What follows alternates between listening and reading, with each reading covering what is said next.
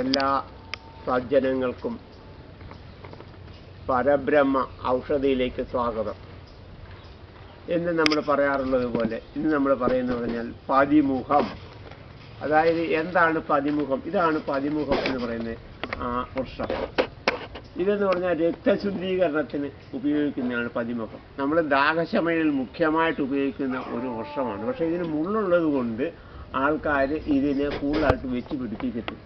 എന്നാൽ ഇത് നല്ല ഒരു രക്തശുദ്ധീകരിക്കുക, അതായത് നമ്മുടെ ശരീരത്തിലുണ്ടാകുന്ന ദൂഷ്യവശങ്ങൾ, രക്തം കൊണ്ടുണ്ടാകുന്ന ദൂഷ്യവശങ്ങൾക്കും ഹാർട്ട് അറ്റാക്ക് എന്ന് പറയുന്ന അറ്റാക്ക് പോലുള്ളതും ഉണ്ടാകാതിരിക്കാൻ ഏറ്റവും നല്ല ഒരു ഔഷധമാണ് ഈ പതിമുഖം. അപ്പം ഈ പതിമുഖം നമ്മൾ ഉപയോഗിക്കുമ്പോൾ പല രീതിയിൽ ഉപയോഗിക്കുകയായിരുന്നു. ഇതിൻ്റെ തൊലിയും ഇതിൻ്റെ കാതലാണ് കൂടുതലും കഷായങ്ങൾക്കൊക്കെ ഉപയോഗിക്കാറുള്ളത്.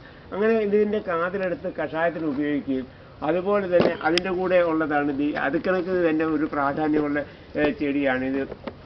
പാൽമുതക്കിൻ കിഴങ്ങെന്ന് പറയും, അല്ലെങ്കിൽ ഏലത്താളി എന്നും ചിലയിടത്ത് പറയും. അപ്പോൾ ഈ പാൽമുതക്കിൻ കിഴങ്ങും അതുപോലെ തന്നെ ഇത് വിട്ട് തിളപ്പിച്ച് അതിനകത്ത് പാൽമുതക്കിൻ കിഴങ്ങ് ഉണക്കി പൊടിച്ച് ചൂർണമായിട്ട് ചേർത്ത് കഴിച്ചു കഴിഞ്ഞാൽ നമുക്ക് ഇത് കണക്ക് സ്ത്രീകൾക്കുണ്ടാകാവുന്ന യോനിശൂല, പുരുഷന്മാർക്കുണ്ടാകുന്നുള്ള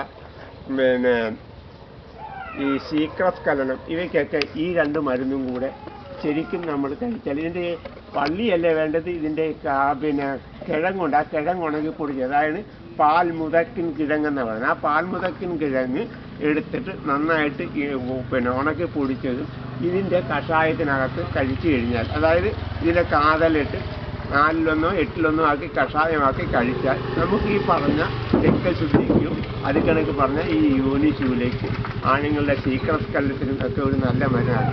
അതിൻ്റെ കൂടെ ചില സ്ഥലത്ത് എന്ന് പറഞ്ഞാൽ ചില കക്ഷികൾ അതിനോട് അമുക്കുര പൊടിയും ചേർത്ത് കഴിക്കാറുണ്ട്. അമുക്കുരം എന്ന് പറഞ്ഞാൽ അശ്വഗന്ധം.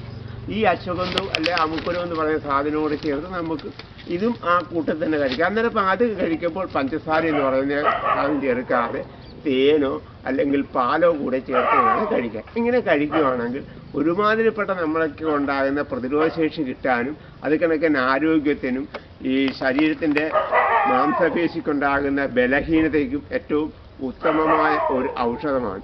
ഇതിൽ നിങ്ങളെല്ലാവരും അതേ കണക്ക് നിങ്ങൾ തന്നെ ചെയ്യണം. നിങ്ങൾക്കറിയാവുന്ന ഓരോ വ്യക്തികളോടും ഇതിനെക്കുറിച്ച് ശരിക്കും നിങ്ങൾ വിവരിച്ചു കൊടുക്കണം.